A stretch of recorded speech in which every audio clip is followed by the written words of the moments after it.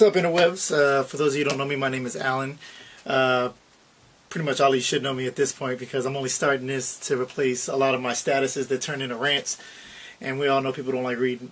So hopefully I can condense it into short videos to get what I'm saying across, maybe start a dialogue, and I also take questions from you guys on whatever y'all want me to answer. And again, this is just one dude on the internet talking, so don't take it for anything more than that. First thing I'm going to start it off with is my personal views. A lot of you know I'm passionate about the issue of gun control and being armed, specifically amongst blacks. And not just blacks, but minorities in general, but specifically us. And basically it comes down to, I think every black person should be armed. Now, what does armed mean? It means armed with, obviously, knowledge and ability in exercising your rights, and also, yes, a gun. Specifically, I'll cover having a CCW permit, a concealed carry permit, a gun itself, and just basically knowledge of the law. Alright, so let's get into it. The first thing I want to talk about is the CCW permit itself. What is it? It's a concealed carry permit, and it does exactly what the name implies. It allows you to carry a weapon, specifically a firearm, in a concealed manner. Now, what is the benefit of that, obviously? Just having the permit in itself is an asset. What it does is you go through the same background check that police officers do. So it's checking for your criminality. Beyond that, it'll allow you to be indemnified from carrying anything else you might want to carry that the state that you're in might consider a weapon. A lot of people like to carry pipes or, hard pieces of metal, whatever, in their car just in case they're carjacked. Convenience things, but they can quickly turn into a felony if you're pulled over by the wrong police officer. Or if you're, say, being detained and you have, I don't know, a screwdriver in your pocket or anything hard that could be construed as a weapon.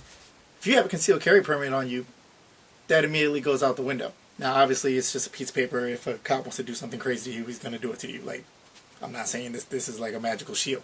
But assuming that you live through all that, legally, this is an asset to have. Every state makes their own regulations as far as, what constitutes a weapon and who can have a CCW. We'll get into open carry versus concealed carry in another video, but this is more so about the permit itself. Getting one will allow you to do it. A lot of states don't have concealed carry permits. Some states have them, but they're damn near impossible to get. So what I would personally advise you to do, if this was something you were interested in doing, find out what your state allows, and if they don't have an avenue for you to get one, see if the Utah state permit is allowed, because I have one, and I never lived in Utah. There's loopholes out there that allow you to get a Utah permit.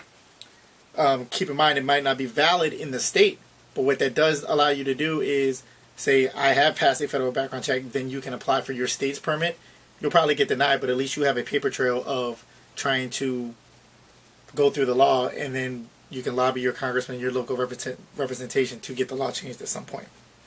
But why is that important? Okay, so I have this gun permit, but I'm never intending on carrying a gun or any other kind of weapon, or it's not valid in my state because it's Utah and I live in Maryland. Well, keep in mind that gun control started with us, and to a large degree the Native American. There was no gun control until there was a population of people in this country who were being wronged by the government and decided to stand up for themselves. Before that, there was no gun control. California, aka the Wild Wild West, had pretty open gun laws until a group by the name of the Black Panthers, legally, might I add, exercised their Second Amendment rights in a sit-in of a government building. Suddenly, California has one of, if not the strictest gun laws in the country. That's not a coincidence. Dr. King himself tried to get a gun permit because, I don't have to explain to you what the 60s were for black people. Churches being firebombed, his house being firebombed. So, gun control and our people go hand in hand. And which is why it kind of pains me to hear our people being the loudest voices for something that I feel is against our interests. Oh, make it harder to get for the legal gun owner to get guns. And I understand that. You live in a rough neighborhood where people get shot all the time. You think, well, if there weren't any guns, people wouldn't get shot. Well, those guns weren't exactly legal in the first place. Criminals are going to break the law. That's what criminals do, and the first thing they broke was getting that gun. 2, then they go and shoot people. I fail to see the logic in that. Think about the implications of what minority gun ownership or minority CCW permit ownership will have. This stuff is tracked, okay, demographically. When you fill out all this paperwork about when they have to do your background check, your race, and everything like that. And if you think for a second that, say, 100% of all non-felon African Americans in the country suddenly got their gun permits tomorrow, if you think that would go unnoticed by the federal government, you're out of your mind. Okay? So, if you're for gun control, what better way to get more gun control than to get armed? That's what happened in California. Nothing else. That's what happened in California. So you can get your permit. Never own a gun. Just have the permit. Don't let it expire. I promise you, if enough of you do that, the laws will change. And think about who just won this election, which, if you're for gun control, you probably didn't vote for Trump or anybody else who is against gun control. So, but who just stole the election in your mind? The gun lobby. Okay? I can't tell you how many people I know personally, and just from reading, trolling forums, message boards, and just watching the news, who basically justified voting for a certain candidate by boiling the whole election down to the one issue they care about most. And for many people, that is the Second Amendment. So they voted for the candidate who at least told them that they would stand up for the Second Amendment, or immediately decided not to vote for the other candidate who has been largely painted as, the death knell of the right to bear arms, which is Hillary Clinton. They voted for Trump because America loves their guns. Whether you individually don't, the gun culture is American culture. And the gun lobby is perhaps the strongest lobbying entity in Congress. They spend the most money, they have the most influence. You can make the argument for big oil and pharmaceuticals, but the gun lobby is here to stay. So if we as African Americans become the gun lobby, two things are going to have to happen. The traditional gun lobby is going to have to take heed to that and possibly change their politics, but more importantly, those so-called Democrats who are for us are going to have to realize that they have to play ball. And in so doing, not only will they keep us, but they will maybe steal some of the votes that were traditionally voting for people like Trump, Republican, for nothing else than the Second Amendment. Looking past the Second Amendment itself and the CCW permit, every black person needs a gun. And again, whether or not you believe in gun ownership, I don't really have to explain this to you then. Get a gun, get trained, know how to use it, know when to use it, just as important.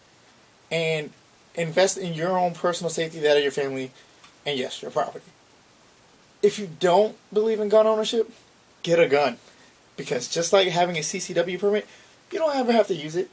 You can go buy a little POS high point, $300 maybe. Bring it home, take the firing pin out, and just lock the gun away. Don't even buy any ammo. Alright? Consider that $300 an investment in lobbying. Because again, just like the CCW permit, if every able-bodied black person in this country suddenly bought a gun tomorrow, the government would take notice, the laws would change. It's that simple. Because they are already taking notice. I've seen countless articles highlighting the spike in gun ownership amongst African Americans in fear of Trump.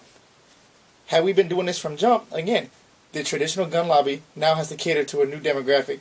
And two, the old anti-gun lobby, who basically preyed on our fears to guarantee our votes for them, has to change their tactics because we are no longer swayed by that. We own guns. That's simple. And more importantly, get trained, know the laws, and then know how to use it. Guns are not fashion accessories. Everybody thinks just having a gun makes you safe. But if that were true, cops wouldn't get killed with their own gun. If you don't know how to carry it, how to conceal it, how to store it, clean it, all that, you've just become a liability. Going to the range is not training. It's an aspect of training, but in itself it is not training.